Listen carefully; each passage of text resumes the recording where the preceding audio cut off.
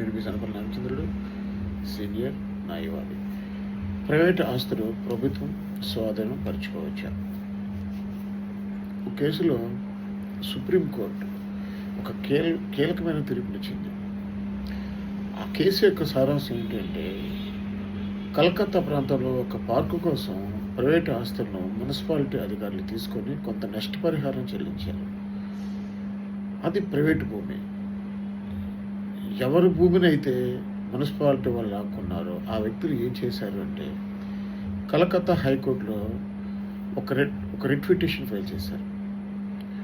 So Calcutta high court ఏం చెప్పింది అంటే, ప్రైవేటు వ్యక్తులకు సంబంధించిన ఆస్తులను సరైన నష్టపరిహారం చెల్లించకుండా, వారి అనుమతి ఇవ్వకుండా మీరు వాళ్ళ ఆస్తులను ఆక్రమించుకోవడం సరైనది కాదు, అదే సబబు కాదు అని తీర్పిచ్చింది.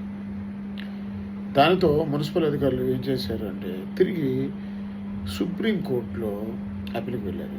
దీని మీద విచారణ చేసినటువంటి సుప్రీంకోర్టు కూడా ఏం చెప్పింది అంటే, ప్రైవేటు వ్యక్తుల యొక్క ఆస్తులు స్వాధీనానికి సంబంధించిన అంశం మీద ప్రభుత్వాలు ఒక క్రమ పద్ధతిలో, ఒక సరైన పద్ధతిని అనుసరించి ఎవరైతే ఆస్తులను కోల్పోతున్నారో వారికి సరైన నష్టపరిహారం ఇస్తూ వాళ్ళని సంతృప్తిపరిచి ప్రజా అవసరాల కోసం భూములను స్వీకరించాలి.